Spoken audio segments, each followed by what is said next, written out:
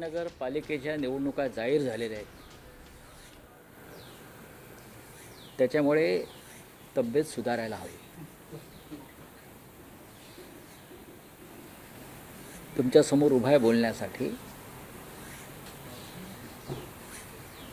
उद्धवजींची परवानगी घेऊन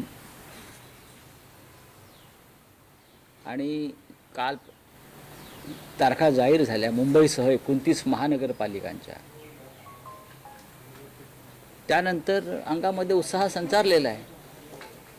औषधं वगैरे नंतर पाहू काय करायचं ते, किंवा ट्रीटमेंट चालूच राहील.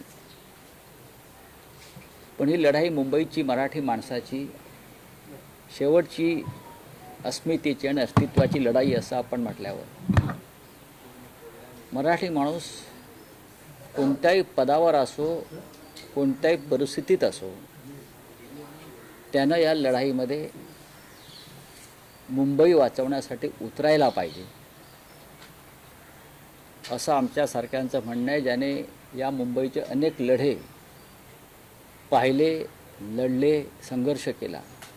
हिंदुहृदय सम्राट बाळासाहेब ठाकरे यांच्या नेतृत्वाखाली त्यांना स्वस्थ बसता येणार नाही. मुंबईमध्ये गेल्या काही दिवसापासून काही पोस्टर्स लागले मुंबई वाचवण्यासाठी, मराठी माणसाला आवाहन करणार. त्यात कोणत्याही पक्षाचं नाव नाही. सरकारला भीती वाटली आणि त्याने एका रात्रीत हे सर्व पोस्टर्स काढायला लावले. का तर म्हणे आचारसंहितेचा भंग होतो.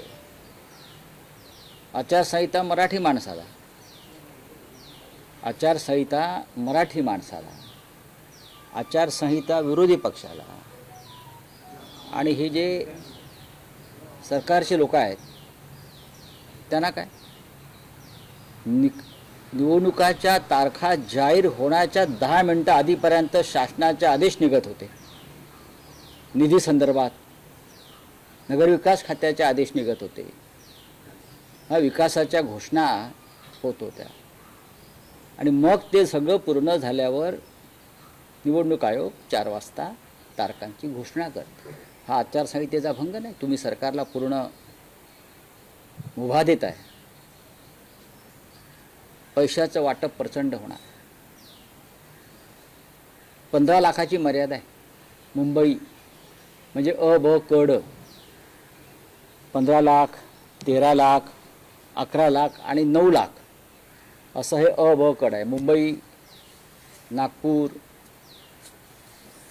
पुणे वगैरे अमध्ये येतात.